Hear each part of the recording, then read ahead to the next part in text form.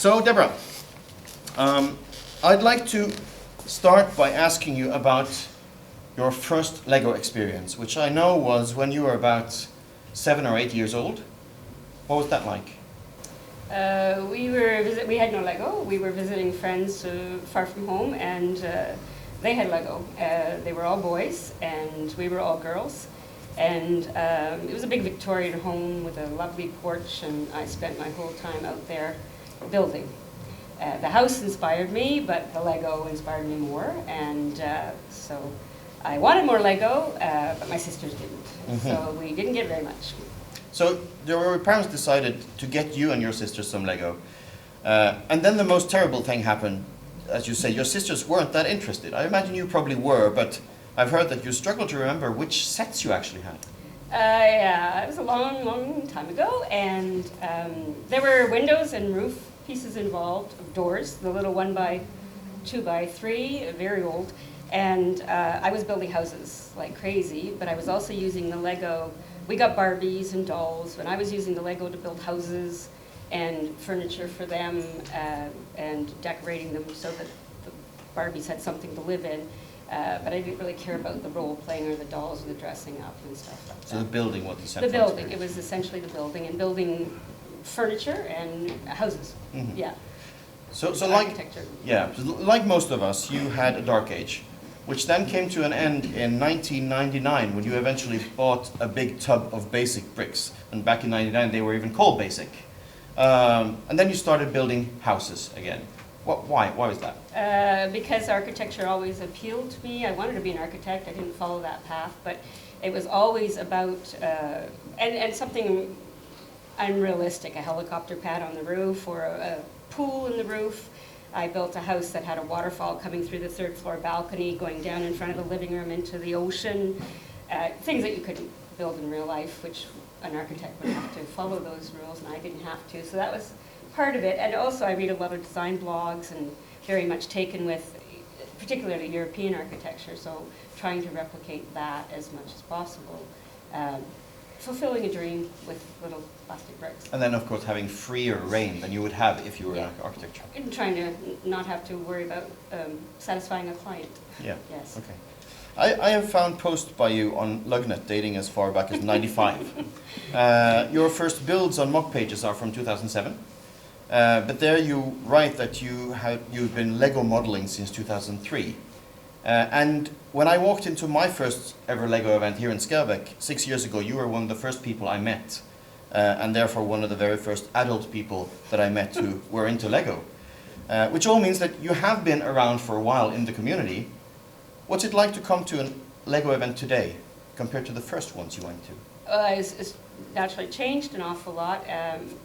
They were so intimate at the beginning. There were, I think, 200-300 people back then, maybe 4, but it was still, you got to meet all kinds of people that you'd been talking with on the internet.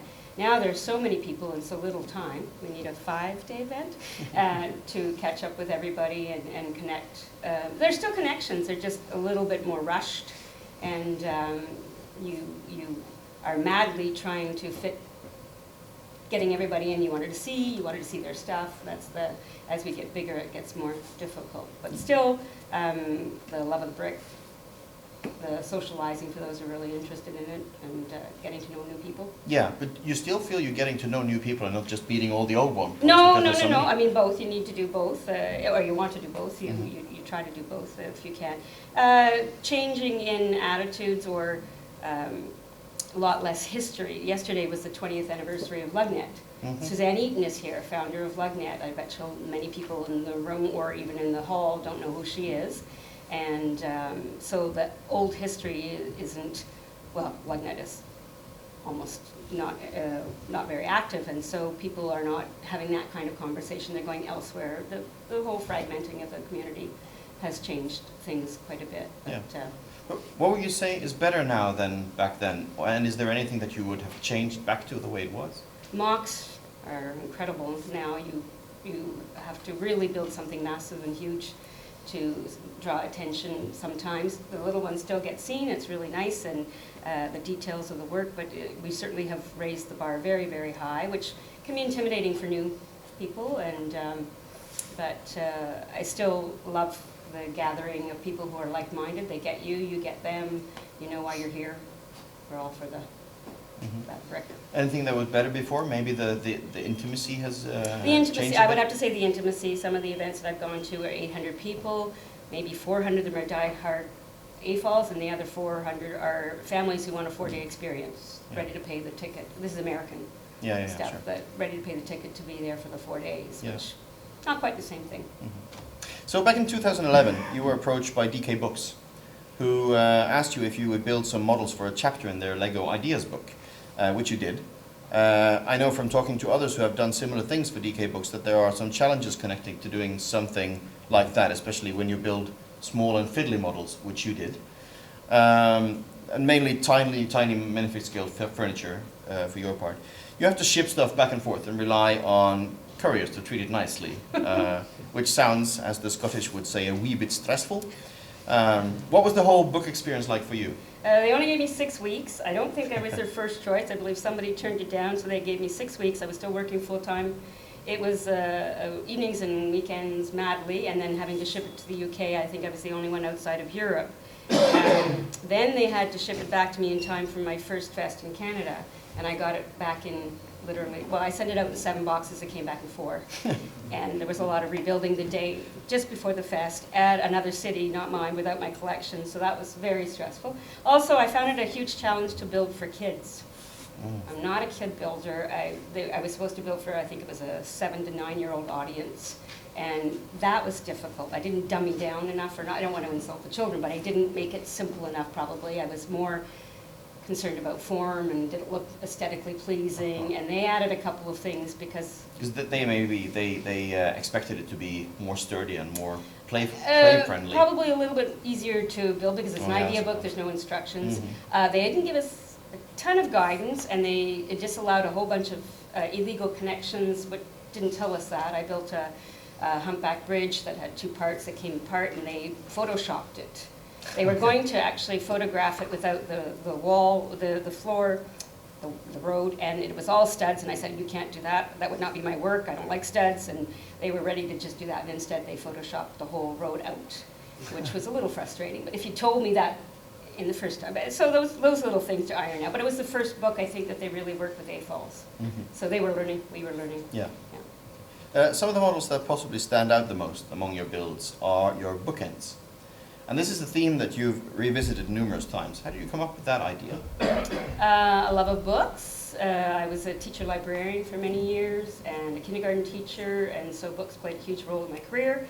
And then also wanting something novel. They're not just bookends. Usually there's something hiding inside them. I had a gingerbread house hiding inside the Christmas ones, or the train with the tunnel going through all the books. And so engaging the children, do you think that there's actually a tunnel going through all the books, or is it just play? And some kind of novel theme. I have an old schoolhouse and then a dorm room for dummies with dust bunnies and dead plants and pizza boxes underneath the bed. So a little story without any figs, or I don't usually use figs or people, so trying to tell a little story with a twist. Yeah, I should change this because we have, there you go. Those are the railroad ones.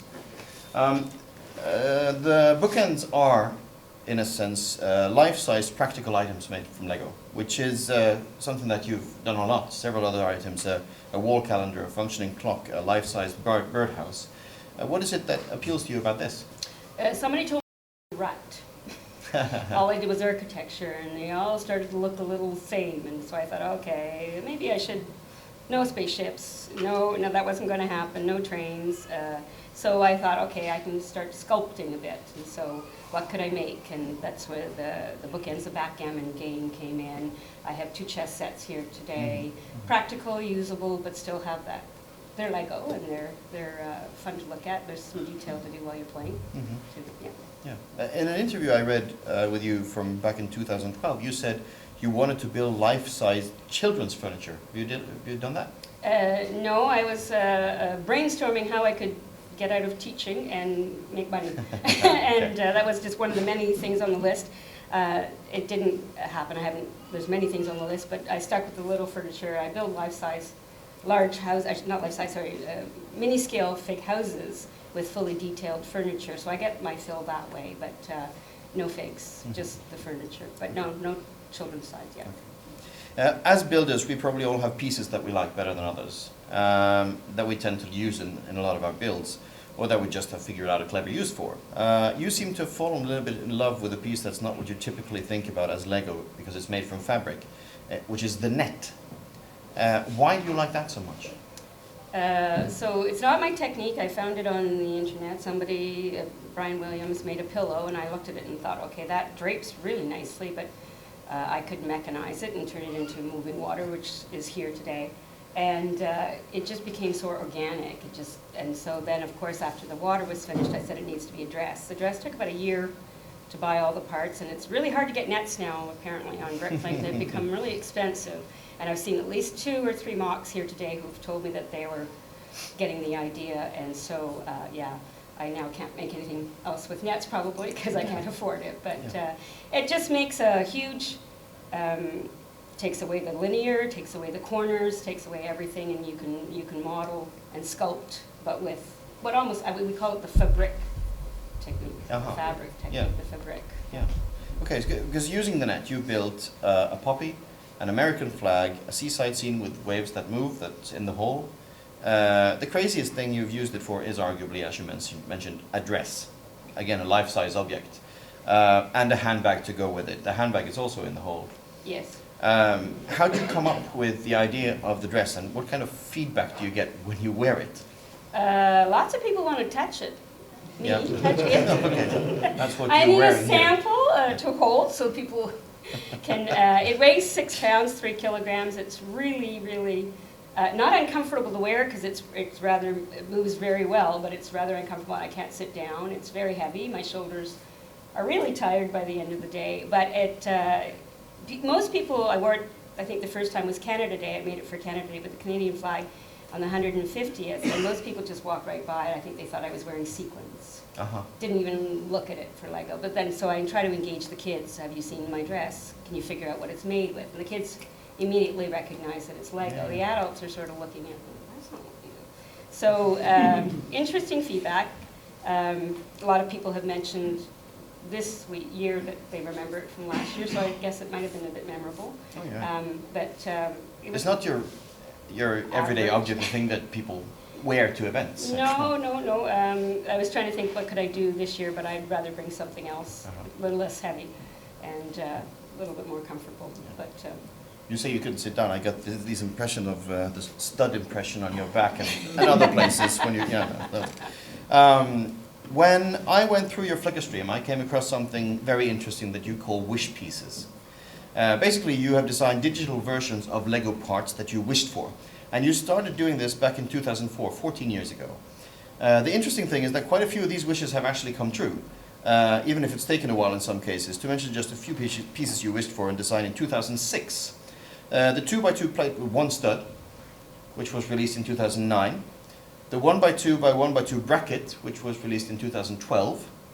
The 2x2 round tile with 1 stud, released in 2015, so 9 years after that. And the 2x2 tile with 2 studs along the edge, which was released in 2017, so 11 years after you came up with this design. And the 2x2 macaroni tile that we finally got last year, you wished for and designed a digital version of that 14 years ago.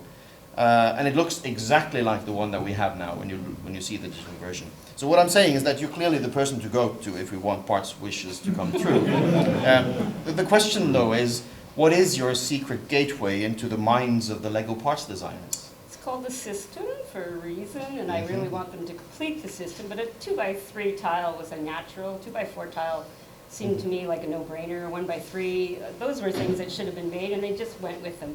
However, I did hear, rumor was, way back when I first started the wish list, that somebody told me that Jamie, I don't think he's in the room, Jamie Berard, printed out some of my pictures and pinned them on the lunchroom wall at Lego. I don't know if that's true. I could ask Jamie tonight if it actually is true. But another knee lugger told me that. That's what Jamie had done. Whether it's accurate, I don't know. I was also contacted by a parts designer, and he talked about something. I don't even remember the conversation, but I thought, okay, you're following my Flickr stream, so they're looking at things maybe. However, they still haven't come out with a corner cheese slope. No. I'm still waiting for that. Yeah, and yeah, a couple there's of other interesting stuff in there. There's Yeah. some Yeah. waiting for them, but Yeah. The inverted cheese slope as well. well, that would be. Yeah. We could go on. I could Yeah, just yeah, spend yeah, more yeah. time designing. I don't ever dream of becoming a set designer. I don't want to build toys for kids, but I would love to be a part designer. Mhm. That would be something that, just to be greedy, get everything I need and want, and in colors Yeah. that I need and want. At least it should pick your brain. Yeah, actually, yeah. So you might be, if I can call you that without being insulting, you might be an old-timer when it comes to the Lego community, but you certainly won't shy away from embracing new things. For example, you used the FX brick by Jason Ellerman and Michael Gale in a few bricks, in a few builds. So what do you feel like high-tech things add to your builds? So I don't, I'm not a typical fan. I don't care about sets. They're all part packs to me. I pick them if they've got pieces that I want or colors that I need. So I'm a modeler more than anything. And so to add realism to any modeling, to add atmosphere, the New Hound is out there and it has a Danish song and some lights and it has movement for the boats. I want to recreate a mini land or a mini something village type feel, and so that needs technology to add that extra little. Also, I used to teach young children. There is no doubt in my mind that they pay much more attention when things are moving and lighting up and making sound. So it does catch people's eye even more. It adds another dimension that's not just a brick. And it gets people also thinking beyond that 2x4 brick. I can do this, I can do that. Oh, adding that. Jason and Michael, I might add, are fellow luggers. So I have an inside and they're very kind to outfit my stuff. Well, I bought the brick, but they're helping out to wire things that they don't normally do and that kind of thing. So I'm very fortunate to be with them, and they, I think, like seeing their brick. Okay. Yes. I'd like to end with a tiny bit of trivia connected to Jason Ellerman, who we mentioned, that most people here probably aren't aware of. He might be more known in the Lego community as the creator of the maze that was turned into a Lego product on Ideas. But if it hadn't been for you, this project might not have happened. You provided some critical inspiration or catalyst. How does that story go? I think it's a bit of an exaggeration. Jason's kind of brilliant. I'm pretty sure he would have come up with it himself. Oh, but he's said this himself. Yeah, and I didn't know that. He didn't tell me in all of our late night Lego sessions that that's what was going on. I found out through a link on my Flickr feed why I was getting all these hits from Ideas. But I'm pretty sure he would have found it anyway. Just that he saw the bookcase from the Lego Ideas and thought that he could do a maze with that. It was inspiration, I suppose. We all get inspiration from something, somebody. We can't say too much as original ideas, but it was interesting to see that he had done that. But like I say, I'm pretty sure he'd have figured something else. No, yeah. Okay, thank you so much for coming, Deborah. Thank you, mate.